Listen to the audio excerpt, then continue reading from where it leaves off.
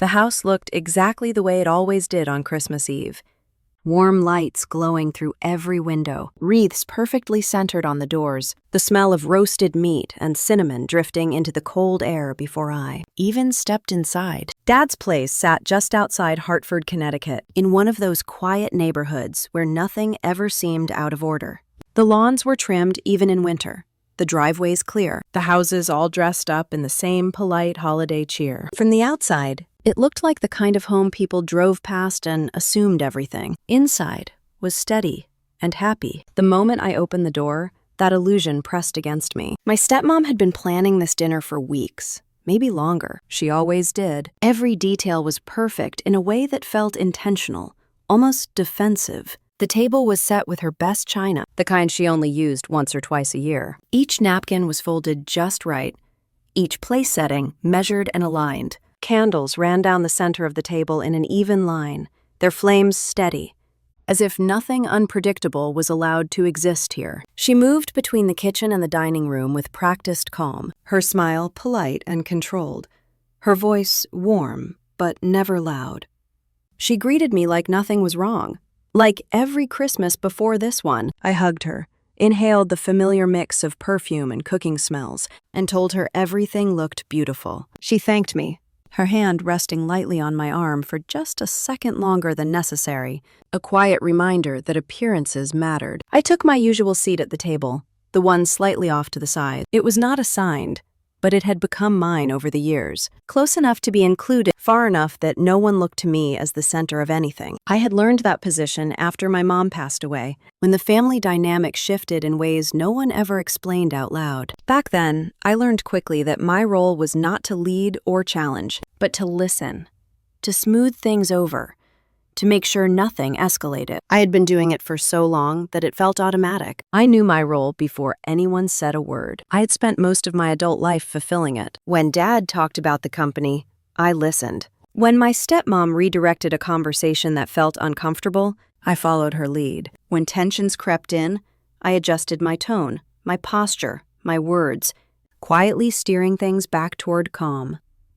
No one had ever asked me to do this. It was just what kept things from cracking. The early part of the dinner unfolded the way it always did. Small talk filled the space.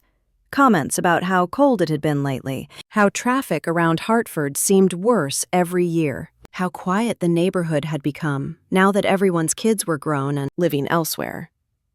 Someone complimented the wine. Someone laughed a little too loudly at a joke that was not particularly funny. I sipped my champagne slowly, letting the bubbles fade on my tongue, letting the rhythm of the evening carry me along. I watched Dad from across the table. He looked relaxed, almost pleased with himself. His shoulders were loose, his posture open. He ate with appetite and spoke with confidence. When my stepmom refilled his glass, he nodded without looking at her, already halfway through another story. It struck me then how comfortable he seemed. Not just comfortable, but certain. Certain that everything was exactly where it belonged. Eventually, the conversation drifted where it always did. Back to the company. Dad leaned back in his chair, his voice growing louder as he spoke. He talked about growth and momentum, about how things were finally moving the way they should. He said he was glad to be past the phase of endless second-guessing, glad to be the one making decisions again. There was pride in his tone, but there was something sharper underneath it. Something edged with old resentment. The way he spoke made it clear he felt like he had reclaimed something that had once been taken from him. I listened carefully, the way I always did. I had learned how to hear what Dad was really saying beneath the words. When he mentioned the new consultant he had brought in, the one he had been praising nonstop for weeks, I felt that familiar tightening in my stomach. I told myself to stay quiet. This was Christmas Eve. This was not the time. But then he said something that made it clear he was about to hand over even more control. And before I could stop myself, I spoke. It was not dramatic. I did not raise my voice. I did not interrupt him. I simply said that the structure of the deal might deserve another look, that sometimes slowing down saved more trouble later. I framed it as an observation, not an argument. I kept my tone neutral, professional, almost detached. I truly believed that would be enough. The room went quiet almost instantly. Adam's fork froze halfway to his mouth. He looked at me, really looked at me, and I could see something hard settle behind his eyes. He did not ask what I meant. He did not ask me to explain. He went straight to offense, his voice cutting through the silence like a blade. He said if I was so smart, I should leave. He said I would not last a week without this family. The words landed heavier than I expected, not because they were cruel, but because of how easily they came out of him, like he had been holding them in, waiting for the right moment. No one spoke. The candles flickered slightly as someone shifted in their seat. My stepmom stopped moving, her smile fading just enough to reveal discomfort, but she did not say a word. Every eye at the table turned toward me, waiting. I could feel my heart pounding in my chest, fast and hard, but my mind was strangely calm. I knew better than to argue. I knew better than to defend myself at that moment. Years of experience told me that anything I said would only feed the fire. So I took another sip of champagne. I set my glass down carefully. I reached into my purse and pulled out my keys. The house key, the car key, the spare I never thought I would need. I placed them on the table, right between the serving dishes, the metal clinking softly against the porcelain. I stood up, smoothed my sweater, and wished everyone a Merry Christmas. My voice did not shake. Then I turned and walked toward the door. Before I go on, let me pause for just a moment. If you are listening to this right now, I am curious what you are doing as you hear my story unfold. Are you sitting at home with a cup of coffee, folding laundry, driving down a familiar road? For me, I was standing in my dad's dining room on Christmas Eve, my hands trembling slightly as I reached for my coat. The cold air hit me the second I stepped outside. It was sharp and clean, a jarring contrast to the heavy warmth I had just left behind. I walked down the driveway slowly, each step feeling unreal, like I was watching myself from a distance. The house behind me stayed quiet. No one followed. No one called my name. The door never opened. I got into my car and shut the door, the sound echoing louder than it should have in the still night. For a few seconds, I just sat there, staring at the steering wheel, my breath fogging the windshield. My hands were shaking, but my thoughts were clear in a way they had not been in a long time. I replayed the scene in my head, not with regret, with recognition. I thought about how many times I had swallowed my concerns to keep the peace, how many times I had softened my words so Dad would not feel challenged, how often I had stepped in quietly to prevent situations from spiraling. I had been doing it for years, absorbing tension, smoothing over conflicts, protecting him from consequences he never even realized he was avoiding. Somewhere along the way, that role had become invisible, expected, taken for granted. Tonight, for the first time, I stepped out of it. The house behind me still glowed with warm light. From the outside, it looked exactly the same as it always had. Festive, intact. I knew that inside, the dinner would continue. Someone would clear the table. Someone would pour another drink. They would talk about something else. They would pretend nothing important had happened. I started the engine and pulled away, the tires crunching softly at the edge of the driveway. As I drove through the quiet streets, the radio off, the world unusually still, I felt something settle deep inside me. Not anger, not fear, something steadier. I did not know what would happen next. I did not know how Dad would react once the shock wore off. But I knew one thing with absolute certainty. I had not just left a Christmas dinner. I had walked away from a structure I had been holding together for far too long. And as the house disappeared in my rearview mirror, I realized I was finally ready to see what would happen if I stopped doing that. The truth was, nothing that happened that night came out of nowhere. As I drove through the quiet streets outside Hartford, the Christmas lights blurring past my windshield, my mind kept drifting backward. Not to my childhood, not to old family fights or half-healed wounds. It kept circling one moment, one meeting. One subtle shift that I had noticed weeks earlier, that was where this really started. Dad had asked me to come by the office late one afternoon. He framed it casually, like a favor. He said he wanted my opinion on someone new he had brought in. I remember how unusual that felt even then. By that point, David rarely asked for my input unless he already knew what he wanted to hear. Still, I said yes. Old habits have a way of pulling you back in, especially when they are wrapped in family loyalty. The office was quieter than usual when I arrived. Most people had already gone home, The hallway lights hummed softly, and the building felt hollow, like it was holding its breath.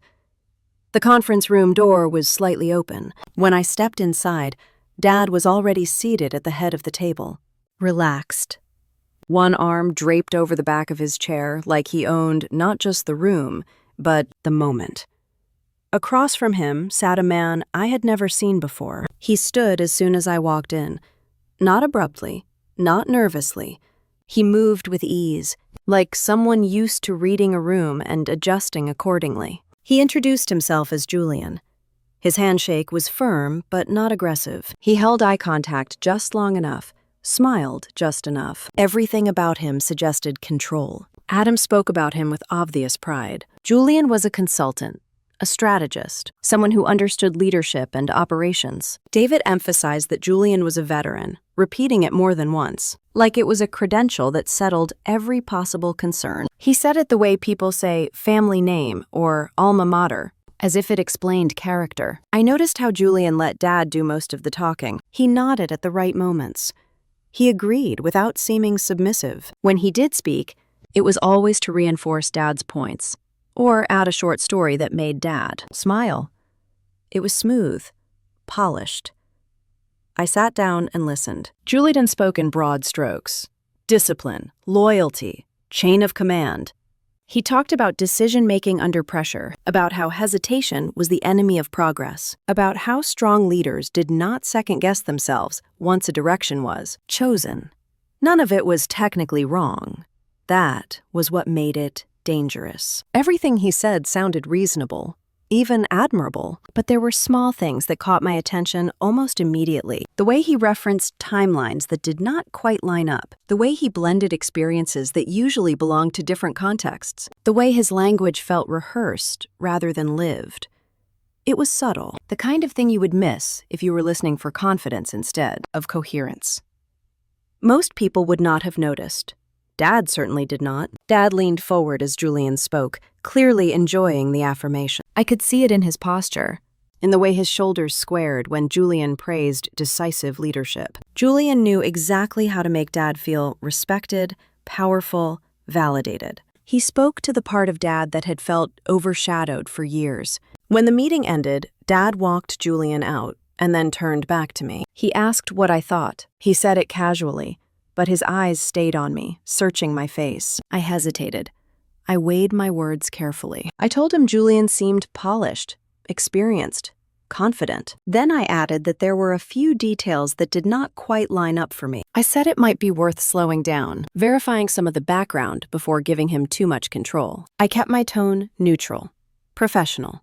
I did not accuse. I did not dramatize. The shift in Dad was immediate. His shoulders stiffened, his jaw tightened, like I had insulted him personally, instead of commenting on a business decision. He said I was reading too much into things. He said I had spent too many years looking for problems instead of opportunities. He reminded me that gut instinct had built the company long before consultants and analysts ever stepped in. I tried again, carefully. I explained that my concern was not personal. It was structural. I said inconsistencies did not always mean bad intentions, but they always meant risk. I kept my voice even, detached, the same way I would have spoken in any professional setting. Dad cut me off. He said he trusted Julian. He said he trusted his own judgment. The conversation was over before it had really begun. My stepmom stepped in then, her tone gentle but pointed. She said Dad finally had someone who supported his vision. Someone who did not question every move. She suggested I might be projecting my own need for control. She smiled when she said it, but the message underneath was sharp and unmistakable. That was the moment I realized something important. David did not hear my warning. He heard it as a challenge. And over the next few weeks, Julian became a regular presence. Dad talked about him constantly. He praised his decisiveness, his confidence, his ability to move things forward without hesitation. I watched from the sidelines as Julian gained more influence, sitting in on meetings, offering suggestions that always seemed to align perfectly with what Dad already wanted to do. I did my own quiet checking during that time. I could not help it. It was instinct by then. I looked into Julian's background carefully, using the same methods I had relied on for years. public records, old industry contacts, archived reports, small pieces of information that did not mean much on their own, but told a story when placed side by side. It did not take long. Julian had been removed from a previous project after it went sideways. Not fired outright, not charged with anything, just quietly pushed out once the damage had already been done. There were gaps in his work history that could not be explained by normal transitions. Stories that shifted slightly, depending on who he was speaking to. Nothing illegal, nothing dramatic, just enough to matter. I put everything together in a short message and sent it to Dad. I kept it factual. No emotion, no accusation, just information. I told him I was concerned and that I did not feel comfortable with the direction things were going. He did not respond. The next day, my stepmom called instead. She said Dad was hurt. She said he felt like I did not trust him. She said my constant questioning made him feel undermined. She suggested I take a step back and let him run his own company. I remember sitting there, phone pressed to my ear, staring at the wall as her words sank in. That was when I understood this was no longer about Julian at all. It was about power, about who was allowed to speak, about who was expected to stay quiet. Dad had spent years living in the shadow of my mom's competence. She had been brilliant, steady, and respected. People had naturally deferred to her. After she passed away, Dad finally had the authority he thought he deserved. But the insecurity never left him. Any reminder of my mom's way of thinking felt like a threat. And now there was me. Julian offered Dad something I never could. Validation without resistance. Agreement without accountability. He made Dad feel like the smartest man in the room, like no one stood above him, not even his own daughter. That realization settled heavily in my chest. By the time Christmas came around, I already knew where things were headed. I knew my voice no longer mattered. I knew my warnings were being filtered through ego and fear before they ever reached reason. What I did not know yet was how far Dad was willing to go to prove himself. Sitting alone in my car after Christmas dinner, I could trace the line back clearly. The explosion at the table had not been sudden. It had been building for weeks, reinforced every time my caution was dismissed, every time Julian was praised for telling Dad exactly what he wanted to hear. My comment that night had not caused anything. It had simply exposed what was already there. As I pulled into my apartment parking lot and turned off the engine, the weight of that realization pressed down on me. I had done what I could. I had spoken up when it mattered. I had offered information, not judgment. And now I was faced with a choice I had avoided for years. I could keep trying to protect Dad from his own decisions, or I could step back and let the truth unfold on its own. I sat there for a long moment, hands resting in my lap, the car quiet around me. For the first time, I did not feel panic or urgency. I felt clarity. And with that clarity came a question I was finally willing to ask. What would happen if I stopped trying to save him from himself? That question followed me into my apartment and refused to let go. I closed the door quietly behind me and stood there longer than I needed to. My back pressed against the wood, my coat still on, my purse hanging from my shoulder like I had forgotten how to take it off. I did not turn on the lights.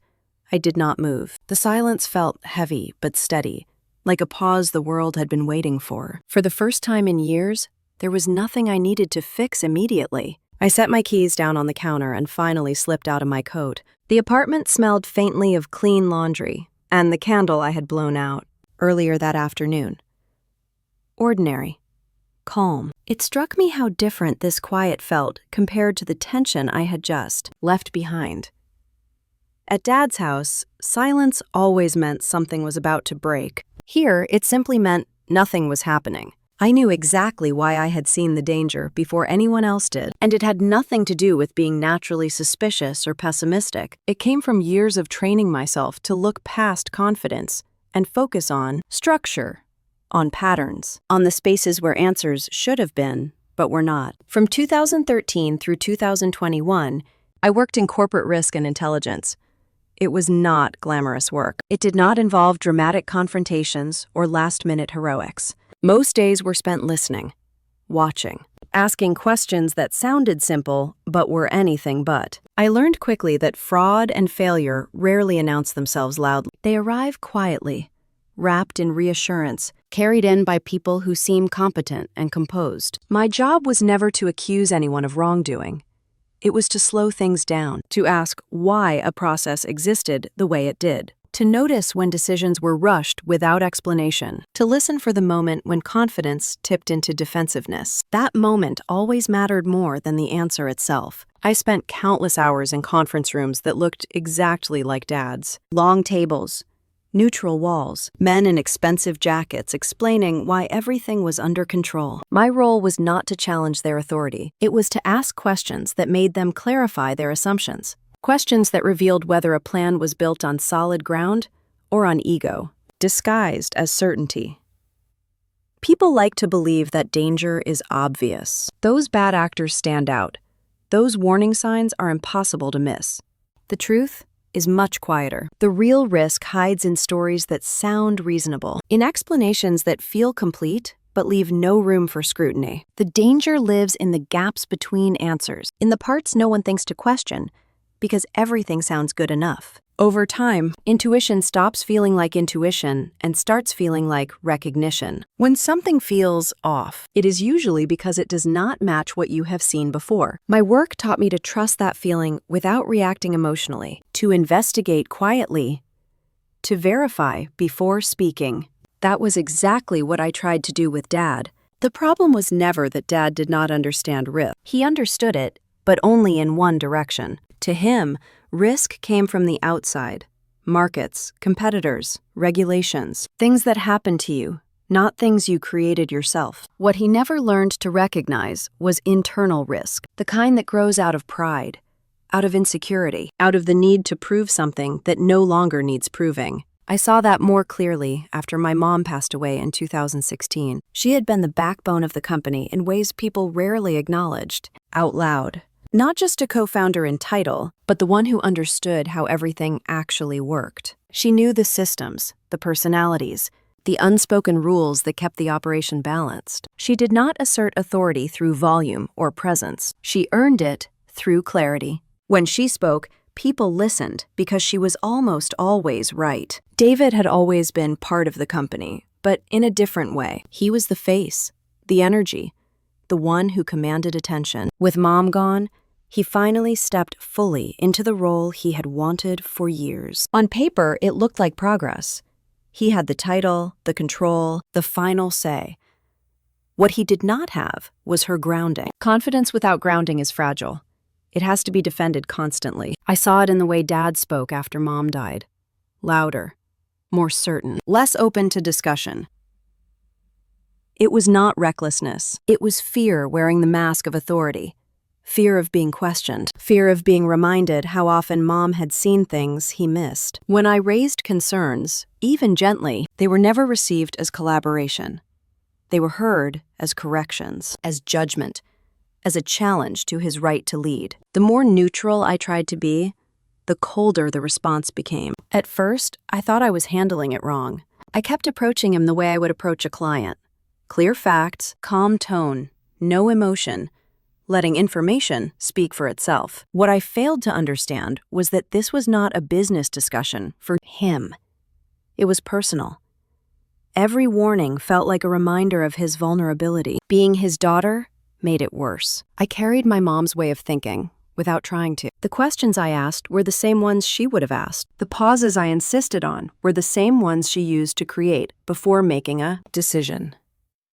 Every time I spoke up, it echoed her presence, even years after she was gone. And every echo felt like an accusation to Dad, whether I meant it that way or not. By the time I recognized that pattern, the dynamic was already locked in place. I remember one conversation not long before Christmas. We were standing in the kitchen at Dad's house, the smell of coffee filling the air. He was talking about how smoothly things were moving, how confident he felt about the direction he was taking. He asked what I thought, almost casually, as if the answer did not matter. I hesitated, then said that confidence was a strength, but only when it left room for adjustment. I said that ignoring small doubts often led to bigger problems later. I spoke slowly, choosing my words with care.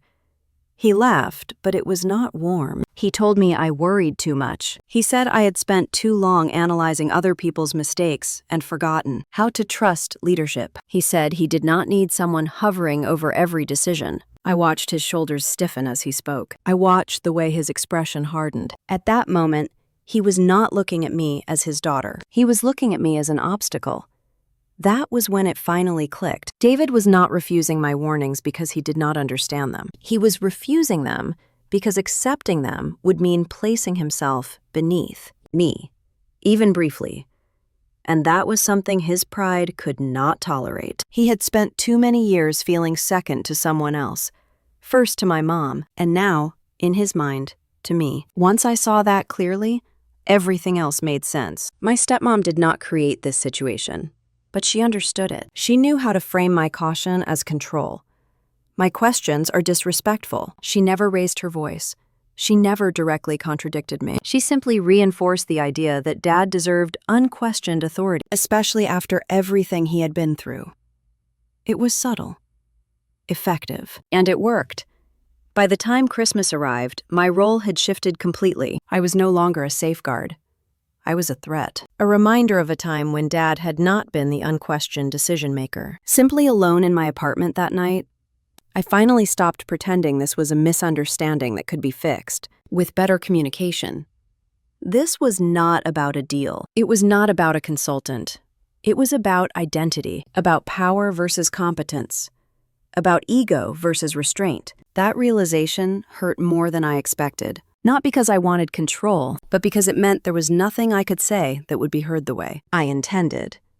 Facts no longer mattered. Intent no longer mattered. I walked into my bedroom and sat on the edge of the bed, my coat still on, my shoes still laced. I thought about my mom, about how often she had stepped back and let Dad speak even when she knew better. About how often she had chosen peace over correction. The difference was that she had chosen to stay. I was not sure I could. By the time I lay down, staring at the ceiling in the dark, one thing was painfully clear. This was no longer a business conflict. It was an unspoken contest between authority and ability, between the need to feel powerful and the responsibility to be right. And I knew then that the next chapter of this story would not be decided by anything I said. It would be decided by what happened when I stopped saying anything at all. That decision did not arrive all at once. It settled into me slowly over the days that followed, like a weight shifting from one side of my chest to the other. I kept replaying the same question in my mind. Not angrily, not dramatically, but with a kind of quiet curiosity that surprised me. If I stepped back completely, if I stopped smoothing things over and correcting course in silence, what would actually happen? Not what I feared would happen, not what I felt responsible for preventing, but what would truly unfold. For years, I had been protecting Dad without ever naming it that way. I told myself I was just being careful, just being helpful. I convinced myself that stepping in quietly was better than letting mistakes become public. That was how it started. But over time, it became something else entirely. It became a reflex. There were countless moments I could point to, small ones most people never noticed. A meeting where Dad was about to agree to a timeline that made no sense, and I redirected the conversation with a question that forced everyone to slow down. An email he was ready to send in frustration, and I suggested he sleep on it instead. A vendor dispute that could have turned ugly if handled emotionally, and I took the call instead, keeping things calm until a solution appeared. None of these moments were dramatic. That was the point. They disappeared as soon as they happened, leaving behind the illusion that everything had gone smoothly on its own. David rarely thanked me for those things. He did not need to. I told myself the outcome was what mattered. I told myself that protecting the company was the same as protecting him. I did not stop to ask what it was doing to me. When I finally allowed myself to look back honestly, I realized how much energy I had spent anticipating problems before they surfaced. I had learned how to read Dad's moods, the way some people read weather patterns. I knew when to speak and when to stay silent. I knew which battles would only make things worse. I knew how to absorb tension so others did not have to feel it. And that was exactly what I decided to stop doing. The choice was not fueled by anger. If anything, it came from exhaustion, a deep, bone-level tiredness that no amount of sleep seemed to touch. I was tired of being the invisible barrier between Dad and the consequences of his own decisions. I was tired of carrying responsibility without authority. I was tired of being blamed for challenging him while also being expected to save him. So I stepped back. The first step was small. I declined a meeting. When the calendar invite came through for a discussion about the deal with the New Haven partner, I did not respond right away. I stared at the screen longer than I needed to, my finger hovering over the keyboard, feeling the old pull to engage. Then I closed my laptop. Later that day, Dad called. He asked why I had not been confirmed for the meeting. His tone was casual, almost dismissive, like my presence was optional anyway. I told him I was busy and that he and Julian had it covered. There was a pause on the other end of the line, brief but noticeable. David said fine and ended the call. That pause stayed with me. In the past, I would have followed up. I would have called back later to make sure everything was on track. This time, I did nothing. I let the silence stand. As the weeks passed, I pulled back further. I stopped reviewing documents before they went out. I stopped offering feedback unless I was directly asked. And even then, I kept my responses minimal. When colleagues reached out to me privately with concerns, I listened, but I did not intervene. I told them to bring those issues to Dad or to Julian, who by then had firmly positioned himself as the intermediary for everything related to the deal. Julian thrived in that role. He stepped easily into the space I vacated, speaking with confidence, reassuring everyone that things were moving exactly as planned. Dad seemed energized by his presence. I could hear it in his voice when we spoke briefly, the satisfaction of feeling supported without being questioned. My stepmom noticed the change before Dad did. She asked me once, over coffee, why I seemed distant. I told her I was focusing on my own work. She nodded, but her eyes lingered on me a moment longer than necessary, as if she were filing that information away. There were moments when the instinct to step in flared up sharply. An email thread I was copied on, where a decision was being rushed without proper review. A comment from someone in quality assurance hinting that standards were slipping. Each time I felt that familiar tightening in my chest. Each time I reminded myself why I was doing this. This was not revenge. This was not a test designed to prove anyone wrong. It was an experiment born out of necessity. I needed to know whether Dad could operate without me quietly steering things back into place. I needed to know whether my presence had been helpful or simply enabling. Watching from the outside was harder than I expected. Without my usual role to occupy my thoughts, I noticed things more clearly. The way meetings ended without clear next steps. The way questions were brushed aside in favor of speed. The way Julian positioned himself as indispensable, always ready with an answer that sounded decisive but left little room for verification.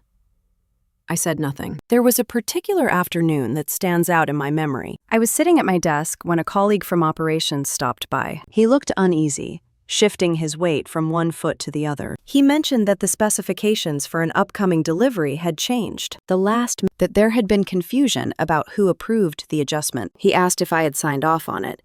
I told him no. I told him to check with Dad or Julian. He hesitated, then nodded and left. In the past, that conversation would have ended differently. I would have asked questions. I would have traced the change back to its source. I would have flagged the issue before it grew legs. This time, I watched it walk away. At night, alone in my apartment, doubt crept in. I wondered if I was being irresponsible. I wondered if stepping back made me complicit. I questioned whether my silence was a betrayal of the values my mom had instilled in me.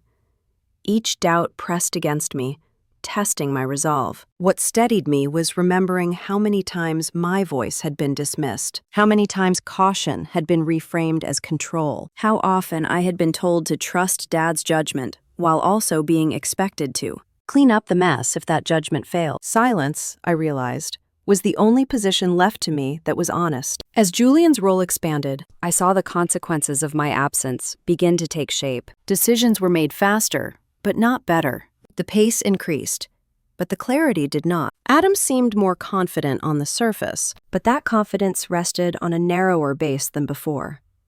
I did not gloat. I did not feel vindicated. If anything, I felt a growing sense of unease, not fear, but awareness. The kind that comes when you realize a system has been relying on an unseen support for longer than anyone knew. One evening, Dad called to update me on how things were going. He spoke quickly, listing progress points, emphasizing how smoothly everything was moving. He did not ask my opinion. He did not need it anymore. Or so he believed. I listened. I nodded, even though he could not see me. I offered non-committal responses and let the conversation end naturally. When I hung up, I sat in the quiet and took a slow breath. For the first time, I could see the outline of the space I had been filling. It was larger than I had realized, and without me there, it was starting to show. I was no longer inside the machinery, adjusting gears and easing friction. I was outside, watching the system operate on its own momentum. The distance was uncomfortable, but it was also revealing. As days turned into weeks, the pattern became clearer. David's decisions grew more reactive. He leaned heavily on Julian's assurances. The checks and balances that had once existed quietly faded into the background. I still said nothing, not because I did not care, not because I wanted things to fail, but because this was the only way to answer the question that had followed me home that night. What happens when I stop protecting him? And as I observed the subtle shifts in tone, in process, in judgment, I began to feel the absence of my voice echoed back to me through the choices being made. The gap I left behind was no longer theoretical. It was tangible. It was shaping outcomes in real time. By the end of that period, I no longer wondered whether my silence mattered. I could see it clearly in the way Dad began to decide without a net beneath him. Once that pattern set in, everything else followed faster than I expected. The deal did not collapse all at once. It did not announce itself with a single dramatic failure. It began to rot quietly, from the inside, the way things do when no one is watching closely enough. Julian moved fully into the role of coordinator. He became the point person between Dad's company and the partner in New Haven. Emails flowed through him.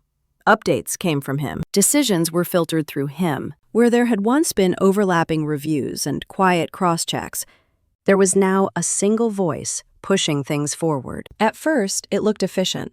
Meetings were shorter, timelines were tighter. Dad seemed pleased. He talked about momentum the way people talk about winning streaks, like speed itself was proof of success. I heard it in his voice when we spoke, the satisfaction of feeling decisive, unencumbered by questions or delays. From the outside, though, the cracks were already forming. I began to notice small inconsistencies in the documents I was copied on, specifications that shifted slightly from one version to the next, language that grew vaguer instead of more precise, responsibility that blurred instead of clarifying. None of it was enough to stop a deal on its own. That was what made it dangerous.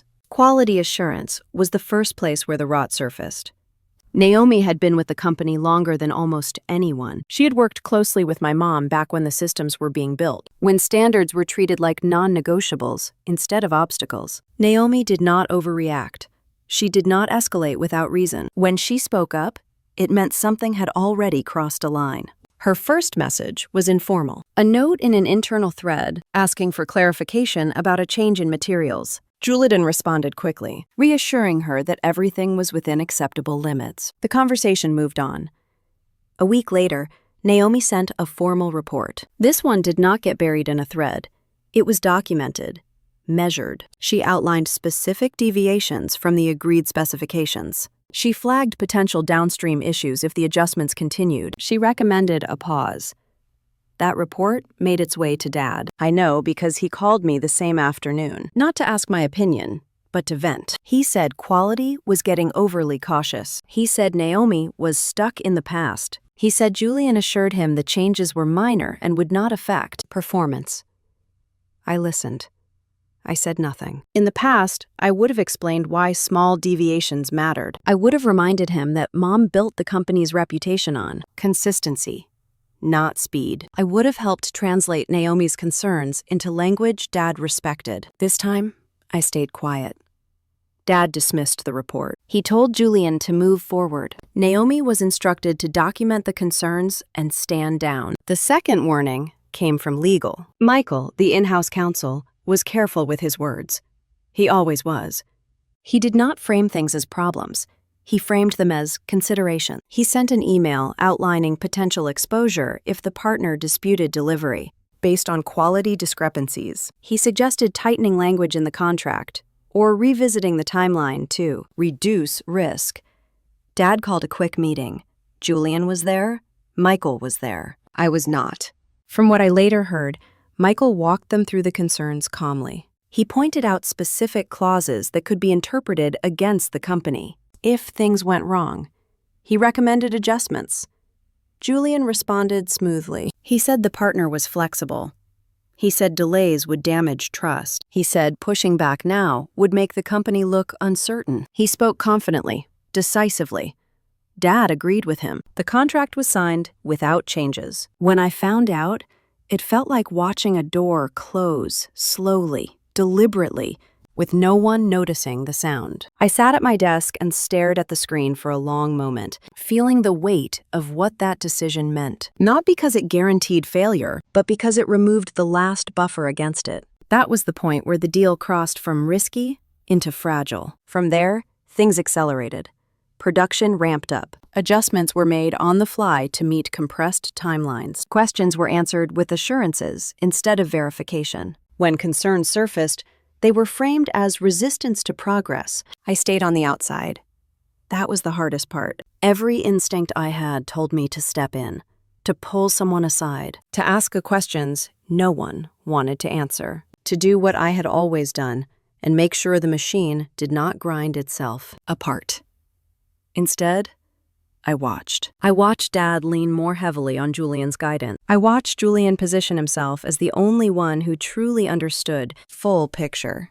I watched experienced employees begin to second-guess themselves because their concerns were consistently overruled. At night, I lay awake replaying conversations in my head. I wondered if silence made me complicit. I wondered if stepping back meant I was betraying my mom's legacy. Each doubt pressed against me, testing my resolve. What kept me from breaking was the memory of how my warnings had been received.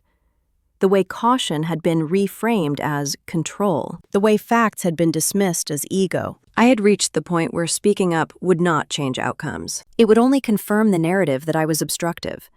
So I stayed quiet. The first tangible sign of trouble came when an internal shipment failed an initial quality check. It was minor, easily fixable.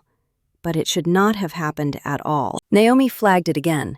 This time, her tone was firmer. Julian responded by adjusting the process slightly and pushing forward. Adam supported him. The pattern repeated. Each time, the issues were addressed just enough to keep moving, never enough to resolve the underlying problem. It was like patching cracks in a wall without fixing the foundation. I began to see the emotional toll it was taking on people. Meetings grew tense. Emails grew shorter. People stopped raising concerns publicly and started whispering them privately. I listened. I did nothing. One afternoon, an operations manager stopped by my office. He closed the door behind him, something he never used to do. He asked if I was aware of how far things had drifted from the original plan. He asked if I could talk to Dad. I told him no. I told him to document his concerns and send them through the proper channels. I watched disappointment flicker across his face before he nodded and left. That moment stayed with me longer than I expected. It was the moment I fully understood the cost of my silence. Not just for Dad, but for the people who had trusted me to be a safeguard. I went home that night and sat in the dark for a long time, wrestling with the question of whether this was still the right path. What steadied me was the realization that stepping in now would not undo what had already been set in motion. It would only place me back into the role of absorber, the one who took on the emotional weight so others did not have to. That role had no exit unless I chose one. As the delivery date approached, tension tightened across the company. The partner in New Haven began asking more detailed questions. Requests for documentation increased. Julian handled the response, assuring everyone that inspections would not be an issue. Dad echoed that confidence. Then came the message that changed everything. The partner notified the company that they would be conducting a full inspection of the shipment before acceptance. Not a cursory check, a comprehensive review of quality, specifications, and compliance. I read the email twice, then a third time. This was the point of no return. A full inspection meant every shortcut would be exposed. Every deviation would be measured. There would be no room to explain things away with confidence or charm. I sat back in my chair, the office quiet around me, and felt a heaviness settle in my chest. Not a shock, not fear. Recognition. This was the moment when the questions I had asked weeks earlier would finally be answered by reality itself. I thought about my mom, about how she had insisted on systems that could withstand scrutiny, about how she used to say that if something could not pass inspection, it was not ready to leave the building. I also thought about Dad. I knew he would not see this as a warning.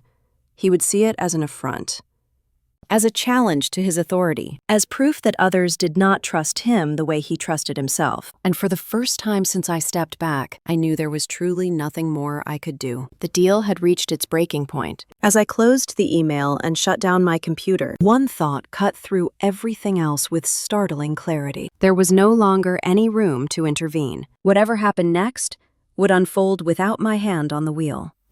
I lay on the couch in my apartment, the lights off, the city outside muted by fresh snow. My mind kept replaying the inspection notice, the calm language masking the weight of what it meant. And I drifted into a shallow sleep that never fully let go. I woke to the sound of my phone vibrating against the coffee table. It was still dark outside, that quiet gray light that comes just before dawn. For a moment, I thought it was a single call. Then it vibrated again and again. The sound was relentless, mechanical, filling the room with urgency before I was fully awake. I reached for the phone and froze. The screen was filled with missed calls. Dad, operations, legal. A number I did not recognize that I knew belonged to the partner in New Haven. I scrolled slowly, my thumbs stiff, counting without meaning to. 66 missed calls. My chest tightened. Not in panic, but in recognition. This was it. This once. I sat up and rubbed my face, trying to steady my breathing. The phone buzzed again in my hand. I let it ring. Then it stopped. A second later, an email notification appeared. The subject line was brief and clinical. Inspection results. I opened it. The partner had rejected the entire shipment. Not part of it, not a section, the whole thing. They outlined the findings in careful language, listing deviations from agreed specifications, inconsistencies in materials, failures in quality controls. They stated plainly that accepting the shipment would compromise their own operations and expose them to regulatory risk. They demanded compensation for delays and downstream losses. They requested immediate remediation. I read the email twice, then a third time. My stomach dropped, but my mind stayed clear. This was not a surprise. This was the inevitable outcome of weeks of unchecked decisions, finally, colliding with reality. Another email came in, this one from internal operations. Julian was unreachable. Calls went straight to voicemail. Emails bounced back. His calendar had been cleared. Julian was gone. That detail landed harder than the rest. I thought about how confidently he had spoken, how seamlessly he had positioned himself at the center of everything, how quickly he had taken up the space I left behind. And now, when accountability arrived, he had vanished. My phone buzzed again. This time, it was Dad. I watched it ring, my heart pounding louder than the vibration itself. For a few seconds, I considered letting it go to voicemail. I needed time to process what this meant, not just for the company, but for him, for us. Then I answered. Dad did not sound like himself. The voice on the other end was tight, rushed, stripped of its usual authority. He spoke quickly, words tumbling over each other as he tried to explain what had happened, even though I already knew. He said the partner had overreacted. He said there had been misunderstandings. He said Julian was not answering his phone. I listened without interrupting. When he finally paused, I could hear the strain in his breathing. He asked me what to do. That was when it hit me. Not the financial damage, not the reputational risk. The realization that Dad did not understand what was happening anymore. The system he believed he controlled had moved beyond his grasp. I told him I had seen the inspection report. I told him the rejection was comprehensive. I kept my voice calm, even, careful not to escalate. I did not offer solutions. Not yet. Dad's voice broke then, just slightly. He said this could not be happening. He said he had trusted the process. He said he had trusted the people he put in charge. I did not remind him who had warned him. I did not say, "I told you so." There was no satisfaction in this moment, only a heavy clarity. As the morning unfolded, the calls continued. Operations wanted guidance. Legal needed direction. The partner demanded a response. Everyone was looking upward, waiting for someone to take control. Dad tried. He called emergency meetings. He spoke with his partner. He reassured people that things were under control. But without Julian, without the buffers I had quietly provided for years, the gaps were obvious. Questions piled up faster than answers. Each conversation exposed another layer of uncertainty. I stayed where I was, not because I did not care, but because stepping in now would not stop the collapse. It would only shift the burden onto me while leaving the underlying problem intact. By mid-morning, the reality could no longer be softened. The shipment could not be salvaged. The partner was firm. Compensation would be required. The timeline for any replacement would extend far beyond what had been promised. Dad called again. This time, his voice was different. It was lower, slower. The sharp edges were gone. He did not sound angry or defensive. He sounded scared. He told me he did not know how this had happened so fast. He said he thought he was doing the right thing. He asked me to come to the office. I closed my eyes and took a slow breath. This was the moment I had been preparing myself for without fully admitting it. The moment when Dad would realize that confidence alone could not hold everything together. That authority without grounding was not leadership. That speed without oversight led to collapse. I told him I would come in later. When I arrived at the office, the atmosphere was unrecognizable. People moved quickly, voices hushed, eyes avoiding one another. The usual hum of routine was replaced by a tense silence, broken only by urgent conversations behind closed doors. Dad was in his office, pacing. He stopped when he saw me, relief flashing across his face before he could hide it. He gestured for me to sit, then stood again, unable to settle. He spoke about the partner, about legal exposure, about how this would look to the board. I listened. As he spoke, I noticed how often he contradicted himself, how his explanations shifted, how he grasped for certainty that was no longer there. This was what the collapse looked like from the inside. Not an explosion, but a slow unraveling of understanding. At one point, he stopped and looked at me directly. He asked how this had gone so wrong. I answered honestly. I told him the system had lost its safeguards. Those decisions were being made without cross-check. Those warnings had been dismissed. I kept my tone factual, not accusatory. Da sat down heavily in his chair. For the first time, he did not argue. He did not deflect. He stared at the desk in front of him, hands clasped together, shoulders slumped. He said he never meant for things to spiral like this. I believed him. But intention did not change the outcome. The rest of the day passed in a blur of meetings and calls. Each one reinforced the same truth.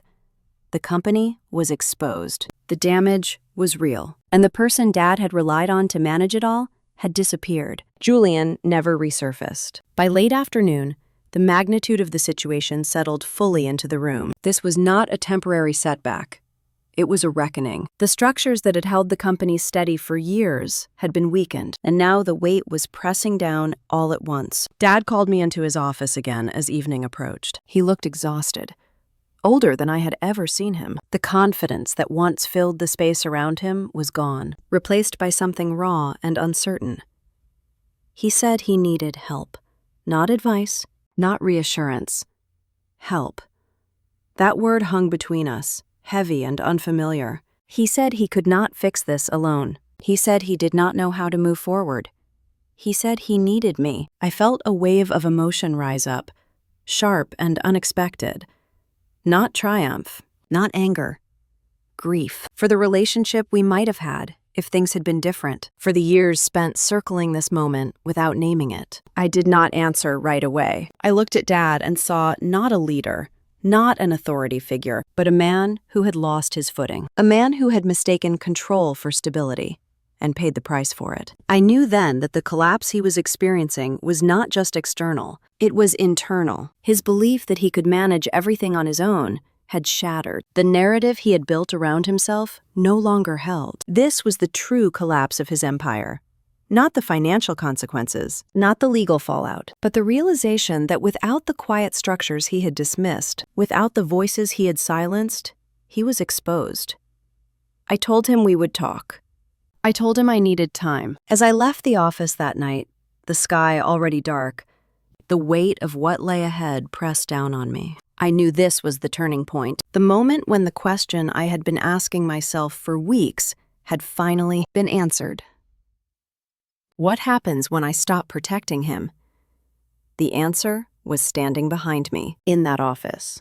And for the first time, I understood that whatever came next would change everything for both of us. I did not drive home right away. I sat in my car in the office parking lot with the engine running, watching the building through the windshield. Lights were still on in a few offices, silhouettes moving back and forth, like people trying to outrun something that had already caught up with them. My phone rested in the cup holder, silent for the moment, as if it even needed a pause.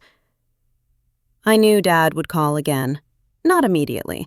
He needed time to absorb what had happened, to replay it in his own mind, to decide how much of it he was willing to accept. For most of his life, Dad had moved forward by force of will. When things went wrong, he pushed harder. This time, push had brought him to the edge of something he could not control. I drove home slowly, the roads nearly empty, the city unusually quiet for the day after Christmas. When I walked into my apartment, I did not turn on the television or reach for my phone. I made a cup of tea and sat at the small table by the window, staring out at the streetlights. My hands were steady, but my chest felt tight, like I was holding a breath I had not yet released. The phone rang just after I finished the tea. I stared at the screen for a long moment before answering. Dad's name lit up against the dark.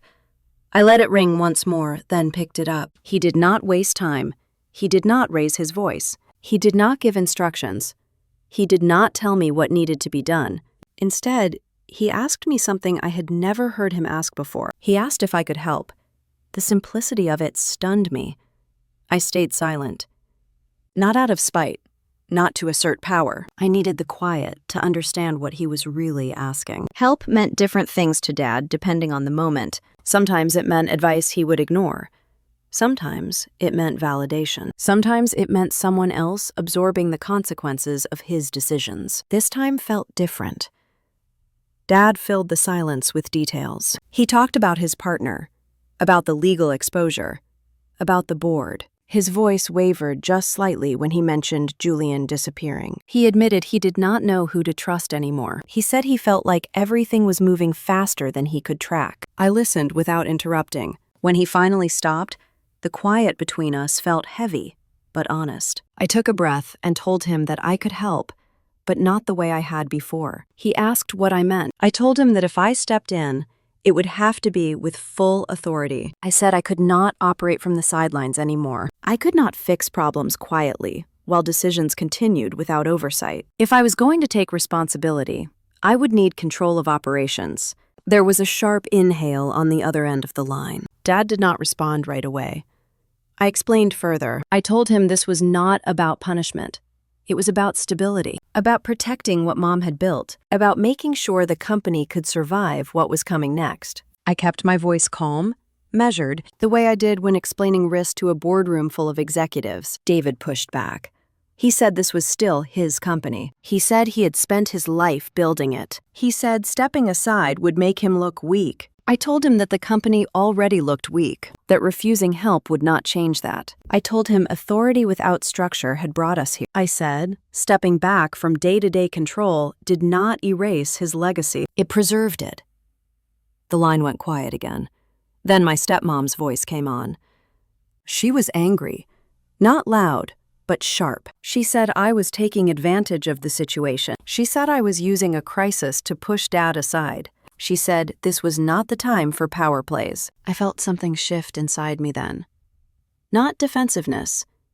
Clarity. I told her calmly that this was not a power play. That power was meaningless without accountability. I said the company needed someone who could rebuild trust with the partner, and manage the legal fallout. I said I was willing to do that, but only if the structure supported it. She accused me of humiliating Dad, of making him lose face in front of his own people. She said I was acting like I had all the answers. I did not argue.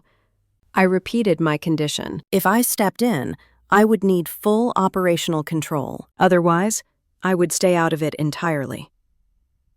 Dad tried again. He said we could find a compromise. He suggested I take on an advisory role, something temporary, something quieter.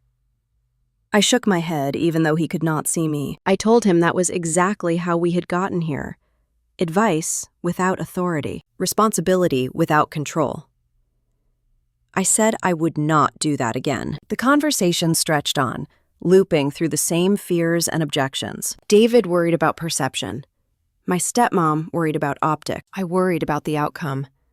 At one point, Dad's voice broke, just for a second. He said he did not know how to fix this on his own. That was the moment everything changed. I softened my tone, but not my stance. I told him he did not have to fix it alone. I told him stepping back did not mean disappearing. It meant allowing the company to stabilize under leadership that could withstand scrutiny. I told him he would still be involved, still informed, still respected, but not in control. There was a long silence after that. I imagined Dad sitting in his office, shoulders slumped, staring at a desk that suddenly felt too large. I imagined my stepmom pacing, arms crossed, anger simmering just beneath the surface. I imagined the weight of decades pressing down on a decision that could not be undone. Finally, Dad spoke. He said he needed to think. I told him that was fine. I told him the situation would not wait, but I would give him the night. I told him to call me in the morning. We ended the call without resolution. That night, I did not sleep much. I replayed the conversation over and over, analyzing my words, my tone, the pauses between sentences. I questioned whether I had pushed too hard or not hard enough. I wondered if I had crossed a line that could not be uncrossed. What steadied me was the memory of my mom. I thought about how she had handled crises, how she had never confused authority with volume, how she had known when to step forward and when to step back. I reminded myself that protecting her legacy did not mean protecting Dad's pride. The phone rang early the next morning. Dad's voice sounded tired, not frantic this time, resigned in a way I had never heard before. He said he had spoken with a lawyer. He said they recommended formalizing leadership changes to reassure them, partner, and the board. He did not say my stepmom's name, but I knew she was there. David said he wanted to meet with the lawyer to discuss next steps. I asked him what that meant. He said he was willing to talk about transferring operational control. The words landed softly, but they carried weight. I did not celebrate. I did not respond immediately. I simply acknowledged what he had said and told him I would be there. When I hung up, I sat in the quiet of my apartment and felt something loosen in my chest. Not relief exactly, more like acceptance. The kind that comes when a long-avoided truth finally finds its voice. Later that day, I walked into the law office with Dad and my stepmom. The atmosphere was tense, formal, stripped of emotion. The lawyer spoke carefully, outlining options, implications, timelines. I listened closely, asking questions when necessary, clarifying responsibilities, making sure nothing was left ambiguous. God said very little. When the meeting ended, he looked at me and nodded once. It was not approved. It was surrender. As we stepped back outside into the cold afternoon air, I realized how profound that moment was. Dad had built his identity around being in charge. Agreeing to step back, even partially, was something I never imagined he would do. And yet, here we were. Nothing had been signed yet. Nothing was finalized. But the direction was set. For the first time in his life, Dad was willing to consider letting go. As we parted ways, I felt the weight of what lay ahead settle onto my shoulders. Taking control would not be easy. Fixing what had broken would be harder than preventing it in the first place. But the call I never thought I would answer had changed everything. David was no longer asking me to protect him quietly. He was asking me to lead. That realization did not arrive with excitement or pride. It arrived with weight, a slow, steady pressure that settled into my chest and stayed there. I felt it as I drove home from the law office, gripping the steering wheel harder than necessary. I felt it that night, when sleep refused to come, my mind circling the same thoughts over and over. And I felt it again the next morning, when pale winter light filtered through my apartment windows, and there was no one left to pass responsibility to. This was not ambition fulfilled. This was the responsibility landing exactly where it had always belonged, whether I was ready or not. For years, I had stood close enough to leadership to feel its heat without ever stepping fully into the fire. I had been the quiet force just outside the spotlight, fixing problems before they became visible, absorbing impact so others could keep moving forward. Now, there was no buffer, no one between me and the consequences. I understood, in a way I never had before, why my mom used to come home so quiet some nights. Why would she sit at the kitchen table long after dinner was cleared, staring into nothing, carrying decisions she could not share with anyone? The first thing I did was remove Julian from existence inside the company. I did not storm into meetings. I did not call anyone out publicly. I did not send dramatic emails that would satisfy emotion, but accomplish nothing. I worked quietly with legal and information technology. Access was revoked across every system. Authorizations were rescinded. His name was stripped from documents, approvals, and communication chains. Any agreement that had passed through him was flagged, isolated, and reviewed line by line. It was methodical, unemotional, almost boring. That was intentional.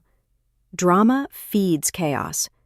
Order starves it. People noticed, of course. Whispers moved quickly through the hall, faster than any official announcement ever could. Doors closed. Conversations dropped in volume. People speculated. I answered only what was necessary. Julian was no longer associated with the company. That was all. No explanations, no speculation, no storytelling. My mom used to say that clarity does not require justification. If something needs a long story to be believed, it is already standing on unstable ground. The next priority was the partner in New Haven. I asked for a meeting in person, not a call, not an email chain filled with softened language and delayed accountability. I drove there myself, alone, with a binder filled with documentation, timelines and corrective plans I had built over sleepless nights. When I walked into their conference room, I felt the tension immediately. Their posture was closed, arms crossed, chairs angled slightly away from me instead of toward me. Their trust was gone. They had every reason to doubt anything I said. I did not try to charm them.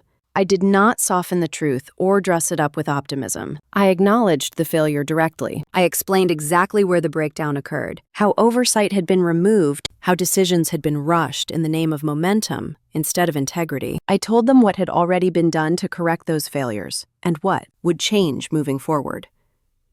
I did not promise speed. I promised standard. They asked hard questions about quality controls, about accountability, about how we would prevent this from ever happening again, about leadership, about my authority. When they asked who was in charge now, I did not hesitate. I told them I was. Effective immediately. I explained that quality controls were being restored to the original framework my mom had built, the one that treated standards as non-negotiable instead of inconvenient. I explained that timelines would be realistic, even if that meant delaying revenue and absorbing losses in the short term. Silence followed my words. Not hostile silence, not dismissive silence, heavy, thoughtful silence, the kind that forces people to reconsider their assumptions. By the end of the meeting, there was no forgiveness, no relief. But there was something better. Willingness. A pause instead of a wall. A decision to wait and watch what we did next, instead of walking away completely. That was enough to keep the door open. Back at the office, the work became relentless. I met with every department head, sometimes more than once, not to assert dominance, not to prove anything. I listened. I wanted to understand where the system had bent under pressure and where it had broken completely. I wanted to hear what people had stopped saying out loud because they were afraid of being labeled difficult, negative, or disloyal. Naomi sat across from me in a small conference room, hands folded tightly in her lap. When I asked her to walk me through quality assurance from the beginning, her voice shook. She apologized for not pushing harder. She said she should have escalated sooner. I stopped her. I told her she had done exactly what she was supposed to do, that she documented concerns, that she raised flags, that she followed protocol. The system failed her, not the other way around. She cried then, quietly, shoulders shaking as years of restrained frustration finally surfaced. At that moment, I understood how much damage silence had done across the company. Michael laid out the legal exposure with calm precision. We mapped risks, prioritized responses, and documented everything. No hiding, no minimizing. Transparency was the only currency left to us, and we spent it carefully. Days blurred together. I arrived before sunrise and left long after the building emptied. The cleaning crew began to recognize me. They stopped asking if I needed anything and simply nodded as they passed. At night, I lay awake replaying conversations, decisions, numbers. My body was exhausted, but my mind refused to shut down. There were moments when the pressure felt overwhelming, when I wondered if I had stepped into something too large to carry alone. In those moments, I thought about my mom. I remembered how she used to stay late, long after everyone else had gone home, reviewing reports with quiet focus, how she carried responsibility without complaint, without asking for recognition. She understood something I was only beginning to grasp. Leadership is not about being seen. It is about being steady when everything else is shaking. David struggled more than he admitted. We sat together in his kitchen one evening, the same space where so many conversations had gone unfinished over the years. He told me it felt like losing a part of himself, that stepping back made him feel invisible. His voice was not angry. It was tiring, worn down in a way I had never heard before. I listened. I did not dismiss his pain. I told him the truth, that his legacy was not erased by relinquishing control, that preserving the company mattered more than protecting pride. That power without structure had nearly destroyed everything he cared about. A few days later, he signed the papers. There was no ceremony, no celebration, just ink moving across paper. Authority transferred quietly, without applause. David became a shareholder, removed from day-to-day decisions. The room absorbed the moment in silence. Everyone understood its significance without needing it explained. The office adjusted slowly. People watched me closely. They waited for sweeping changes, dramatic speeches, bold declarations. I offered none of that. I focused on rebuilding processes, restoring trust, and reestablishing accountability. Progress was slow, deliberate, necessary. Mistakes were acknowledged instead of hidden. Concerns were documented instead of dismissed. Meetings ended with clear decisions instead of vague momentum. It was not glamorous work. It was honest work. There were days when progress felt invisible, days when it seemed easier to revert to old habits. On those days, I reminded myself why we were here. Not to move fast, but to move correctly. One afternoon, weeks later, I finally walked into the CEO office. The room had been preserved more than I realized. David had occupied it, but he had never claimed it. The furniture remained where my mom left it. The shelves still held her books, notes tucked into margins in her handwriting. On the wall hung a photograph of her, smiling slightly at something just out of frame. I closed the door behind me and stood there for a long moment, letting the weight of it settle. For the first time, I truly understood how heavy her role had been, how lonely leadership can feel, how often she must have carried decisions she could never share. The exhaustion, the resolve, the quiet sacrifice that no one applauds. I sat down at the desk and placed my hands flat on its surface. It felt solid, grounding. Not a throne, a responsibility.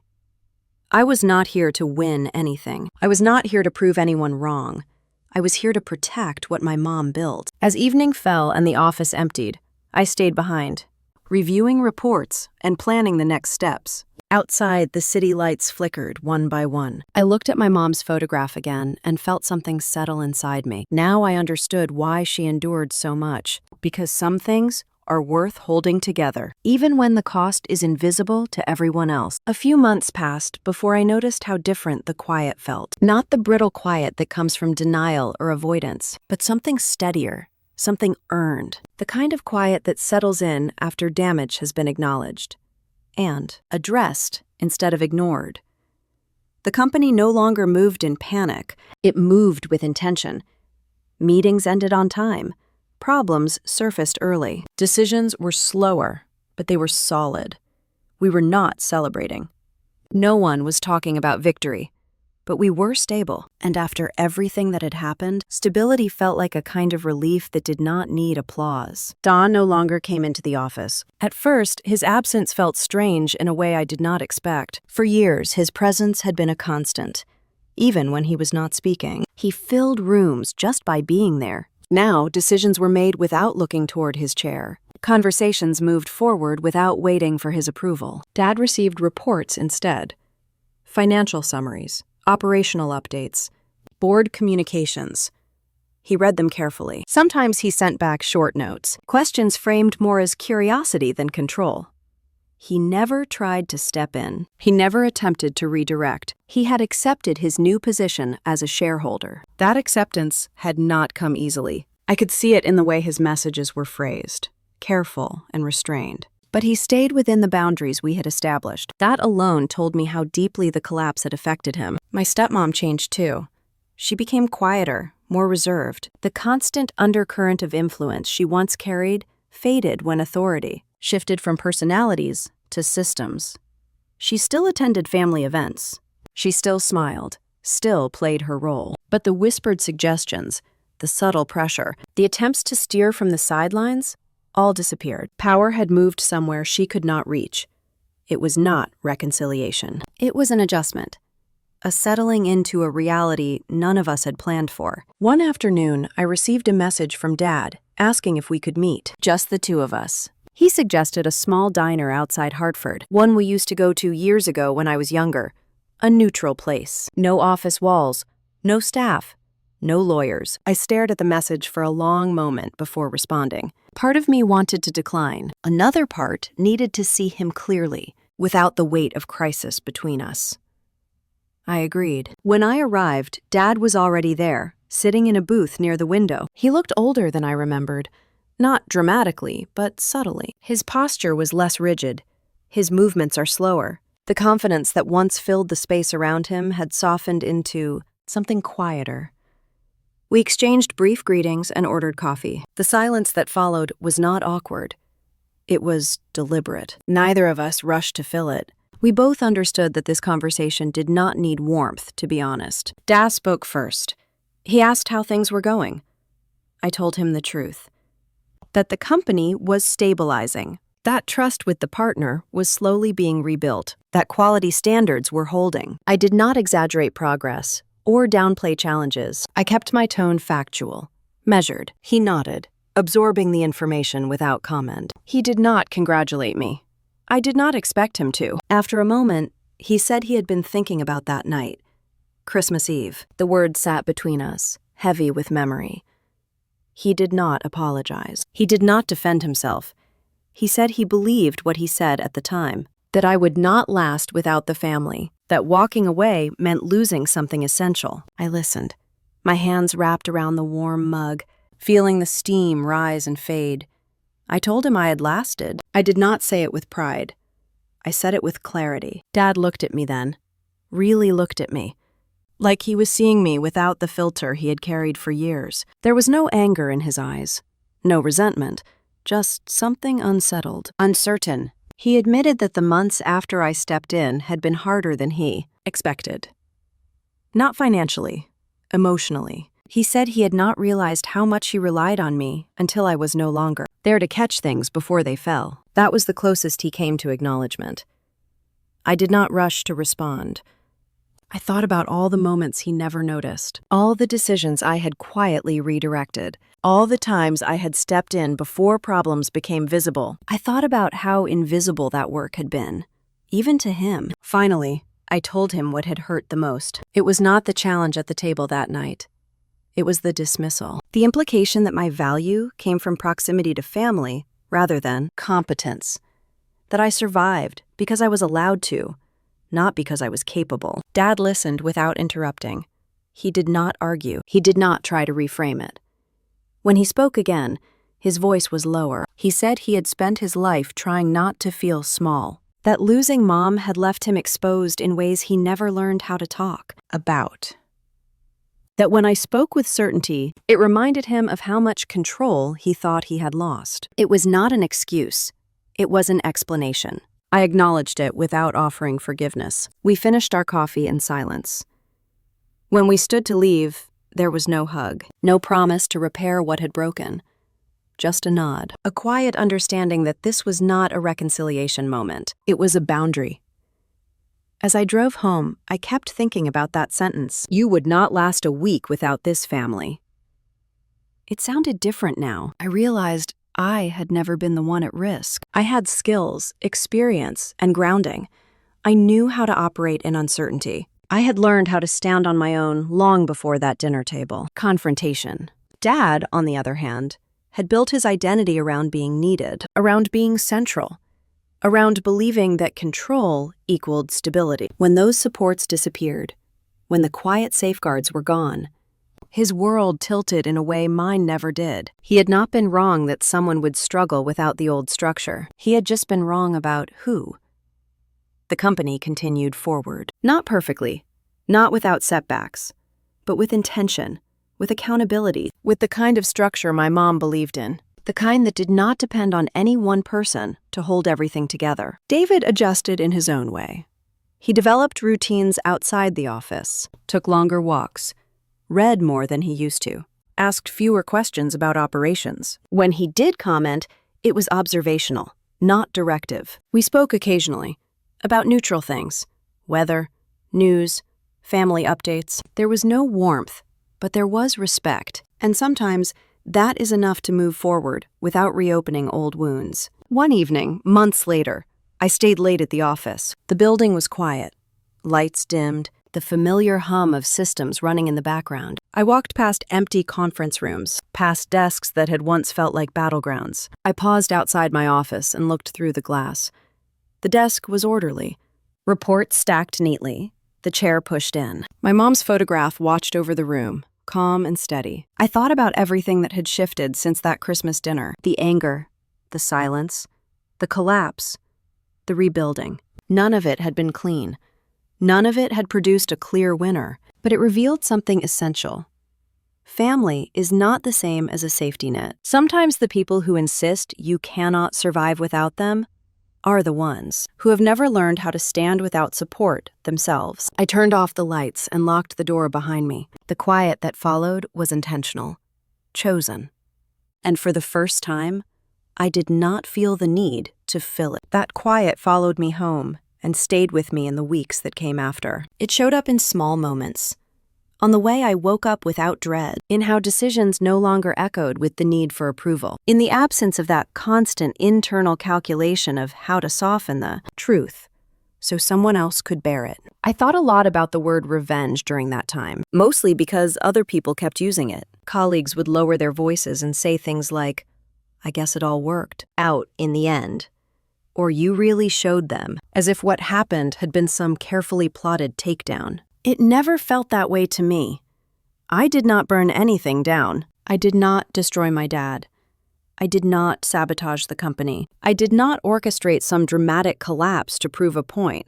What I did was far quieter than that, and far more uncomfortable. I stopped carrying consequences that were never mine to begin with. For most of my adult life, I believed that love meant protection, that loyalty meant stepping in before mistakes became visible, that being a good daughter meant absorbing impact so someone else did not have to feel it.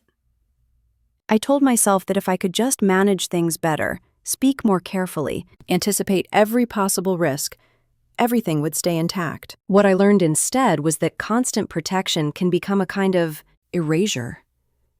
When I stepped back, the truth surfaced on its own, not because I pushed it, but because it no longer had someone standing in front of it, blocking the view. The company did not fail because I left. It failed because the systems holding it together had been weakened long before that. All I did was stop pretending otherwise. The company survived. That part matters. It survived because we rebuilt it the way my mom had always believed it should be run. Slowly. transparently, with standards that did not bend for convenience. There were no shortcuts back to trust, no quick wins that erased the damage. There was only consistent work, repeated every day, even when no one was watching. That is what my mom would have wanted. I used to think she was strong because she endured so much without complaint. Now I understand that her strength came from knowing which burdens were hers to carry and which were not. She did not confuse sacrifice with silence. She chose carefully where to spend her energy. I am still learning that lesson. Dad found his own version of peace. He lives comfortably. He receives his share as a shareholder. He attends meetings only when invited and listens more than he speaks. He no longer tries to steer outcomes from the shadows or assert authority where it does not belong. There are moments when I catch a glimpse of who he might have been if things had gone differently. Moments when he asks a thoughtful question or acknowledges a decision without defensiveness. Those moments are quiet, brief, but real. We are not close. We are not estranged either. We exist in a space shaped by boundaries instead of expectations. There are no apologies hanging in the air, no dramatic reconciliations, just an understanding of what each of us can and cannot give. For a long time, I thought that outcome meant something had failed. Now I know better. Not every story ends with forgiveness. Some end with clarity. As for me, my life is simpler than it used to be. Not easier, but clearer. I do not wake up bracing for conflict. I do not rehearse conversations in my head before they happen. I say what needs to be said when it needs to be said, and I let the rest unfold without interference. I no longer need to prove that I belong. That need was the most exhausting burden of all. The night my dad told me I would not last a week without the family, he believed he was stating a fact. He believed survival came from proximity to power, from being allowed access, from staying within the structure that defined him. What neither of us understood then was that survival looks different when you have learned how to stand without leaning on anyone else. I did not lose my family that night. I lost an illusion. The illusion that my worth depended on how much I could absorb. The illusion that silence was always noble. The illusion that keeping everything intact mattered more than telling the truth. When I let that illusion go, everything else rearranged itself around it. There are still difficult days. Leadership is lonely in ways I did not fully appreciate until I stepped into it. Decisions carry weight. Consequences linger. But the work feels honest, aligned. I am no longer split between who I am and who I am expected to be. Sometimes, late in the evening, I sit alone in the office after everyone has gone home. I look at my mom's photograph on the wall and imagine what she might say if she were here. I do not think she would praise me. I do not think she would scold me either. I think she would simply nod. That is enough. I used to believe that revenge had to be loud to be real. That justice required spectacle. That the only way to respond to humiliation was with equal force. Now I know the truth is quieter. The loudest revenge is refusing to continue a pattern that harms you. The deepest justice is letting reality speak for itself when you step out of the way. I did not burn my dad's empire down. I stopped holding it up with my own body, and when I did, it revealed exactly what it was built on. If you have ever been told you were too much or not enough for your own family, remember this: silence can be power, and truth can be the loudest revenge. Tell me in the comments what integrity means to you and where you are listening from.